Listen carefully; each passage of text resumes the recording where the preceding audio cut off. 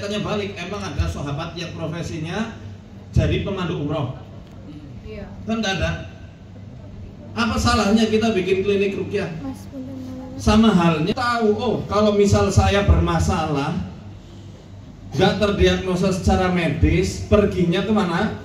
Klinik ruqyah, nggak masalah itu. Walaupun saya nggak mendirikan.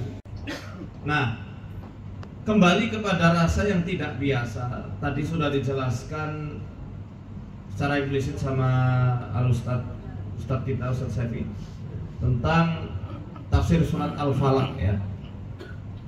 Betul sekali ketika tadi beliau mengatakan wa min syarri ghasiqin idza waqab. Dari kegelapan malam ketika malamnya telah sempurna atau menyelimuti itu dengan sangat gelap.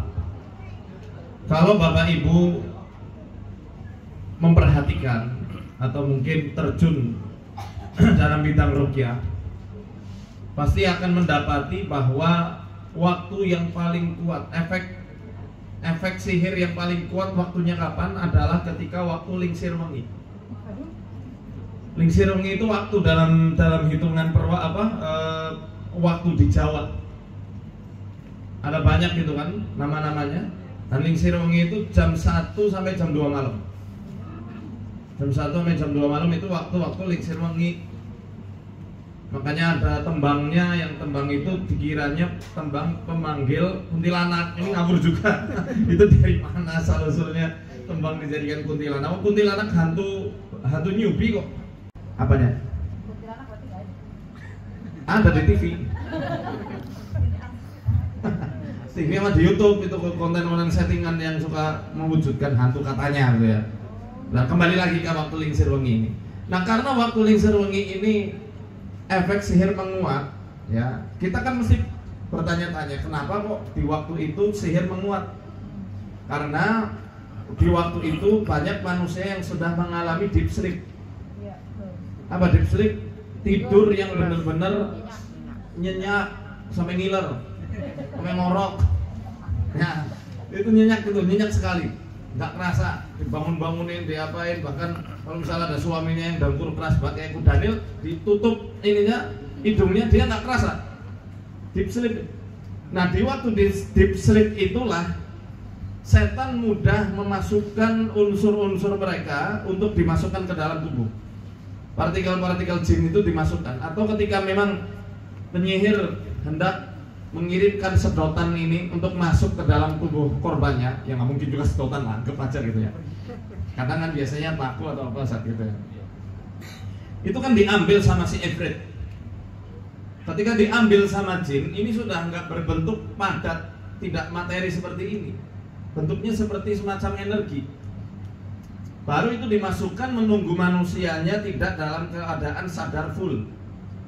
Makanya nanti bisa Anda temukan di tafsir Quranil Azim tentang surat Az-Zumar ayat 42. Allahu yatawaffal anfusa fi mautiha wallati lam tamut fi manamiha. Ya. Nah, ini Allah mewafatkan jiwa di dalam kematiannya. Ketika mati diwafatkan jiwa seseorang. Dan yang belum mati diwafatkan pada waktu dia itu tidur. Adapun yang belum mati dikembalikan lagi sama Allah untuk masuk ke dalam jasadnya ila ajali musamma, sampai waktu yang sudah Allah tentukan ajalnya itu. Nah, dalam penafsiran ayat ini menunjukkan bahwa orang yang meninggal dengan orang yang masih hidup, ruhnya bisa saling bertemu di alam mimpi. Di alam mimpi ini ada dijelaskan di dalam kitab Ar-Ruhnya Ibnu Qayyim al-Jauziyah, Tadhkirahnya Imam Qurtubi dan lain-lain. Mereka bisa saling bertemu, bercakap-cakap. Misalnya si yang ahli yang sudah meninggal ini punya utang, dia akan berkata ke saudaranya yang masih hidup, tolong sampaikan ke ahli warisku, aku punya utang sama si fulan, tolong dibayarin. Itu jangan diabaikan. Barangkali memang itu betul dan antum bukan indigo. Itu semua orang berpotensi yang semacam itu, memang bisa bertemu antara ruh orang yang meninggal dengan yang masih hidup. Kemudian ada ulama namanya Al-Aiz bin Abdissalam mengatakan pada ayat 42 surat Az-Zumar ini, Allah menciptakan ada yang namanya ruhul haya wa ruhul yaqzah. Ruhul haya adalah ruh kehidupan. Dia adalah inti jiwa. Bukan jiwa ya, beda sama jiwa karena ruh ini ya ruh, jiwa ya jiwa. Ya. Kalau dulu filosof Yunani mengatakan jiwa adalah sesuatu yang abstrak, layaknya gravitasi bumi yang tidak bisa kita bagaimana kita gambarkan kaifiahnya. Bagaimananya nggak terlihat. Namun kan ilmuwan modern mendefinisikan bahwa jiwa itu adalah tatkala neuron yang di otak itu saling tersambung, program-programnya juga tersambung. Itulah jiwa. Ya. Sehingga ketika setelah menikah itu disunahkan memegang ubun-ubun istrinya, kemudian bacakan doa untuk mendapatkan kebaikan dari jiwanya dan dihindarkan dari keburukan jiwanya. Pusatnya utamanya ada di otak dan di dada, di jantung. Adapun ruh tidak dijelaskan secara spesifik. Namun Al-Izz bin Abdissalam menggunakan diksi ruhul yaqzah hanya untuk memudahkan. Ruhul yaqzah adalah ruh atau kesadaran yang jiwa yang membuat manusia itu sadar. Ketika manusia itu tidur atau hilang sadar, ruhul yaqzah ini keluar. Ini yang orang Jawa sebut sebagai sukma. Makanya orang zaman dulu mengatakan ada yang namanya raga sukma. Ya mereka melatih ini untuk keluar. Zaman sekarang orang modern mengatakannya astral projection. Oh bundar. Ya, itu dia sukma. Ini yang kadang-kadang dipermainkan setan ketika manusia dalam kondisi tidur yang sangat pulas. Makanya kita disunahkan untuk berwudu sebelum tidur, baca ayat kursi, baca kulhu 3 kali, falak 3 kali, anas 3 kali, tiupkan ke tangan, usap ke seluruh tubuh. Ini yang diajarkan oleh Kanjeng Nabi Muhammad SAW, disampaikan oleh Ibunda Aisyah. Biar kalau tidur itu tidak ada yang namanya gangguan-gangguan metafisik. Kalau terganggu mereka ini ruhul yaqzah sukma ini bisa nyasar ke dimensi-dimensi alam jin. Sehingga ada yang namanya mimpi-mimpi buruk. Karena mimpi sendiri kan terbagi dari 3, dari Allah, kemudian dari rekaman alam bawah sadar kita. Misalnya ibu habis nonton sinetron Indosiar yang pelakor misalnya ya, habis itu mimpi suaminya direbut orang. Nah itu karena rekaman sebelum tidur nontonnya sinetron gitu ya. Coba kalau sebelum tidur murojaah, nanti di dalam mimpi tidur, ketika tidur ya mimpinya lagi setoran nama ustadzahnya. Ini namanya hadithun nafas atau bisikan jiwa, rekaman alam bawah sadar. Layar ketiga baru dari setan. Kalau dari setan ini ya sifatnya menakut-nakuti dan orang ketika bangun itu ngos-ngosan kayak nggak tidur rasanya. Kembali ke waktu lingsir wengi. Inilah kenapa Rasulullah SAW menyuruh kita untuk bangun malam. Karena ketika tidur setan mengikatkan ikatan-ikatannya itu ada di otak, di tengkuk kita. Qafiyatur ra's, kalau dalam matan hadisnya disebutkan di qafiyatur ra's. Qafiyatur ra's itu di sini di tengkuk. Ada penjelasan dari para ulama, ada 3 tempat kemungkinan yang menjadi ikatan setan itu. Pertama ada di paling atas ini, yang rambut kita ini ya, perbatasan rambut, batas vegetasi ini sama tengkuk. Kemudian di tengah-tengah tengkuk, kemudian ada di titik sini yang pangkal leher. Kalau di titik bekam namanya kahil.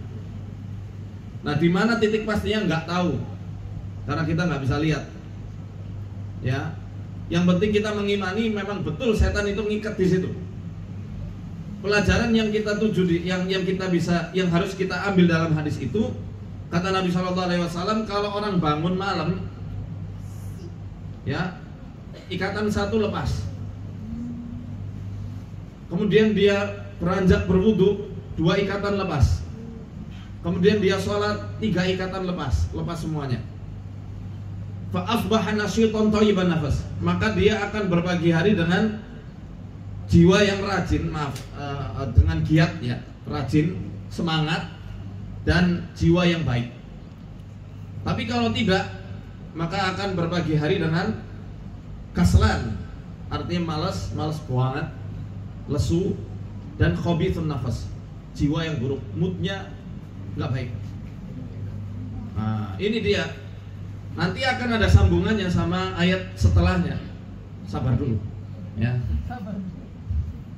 Ya, bahwa ketika bangun malam semua ikatan lepas, kalau enggak ikatan masih ada. Lewat subuh dikencingi setan di telinganya. Berarti kan kemana-mana ya. Nah habis itu dalam berwudu pun itu akan menghilangkan pengaruh setan yang ada pada titik khoisum atau rongga hidung paling atas. Jadi setan itu bukan bertengger dan bermalam di lubang sini, bukan.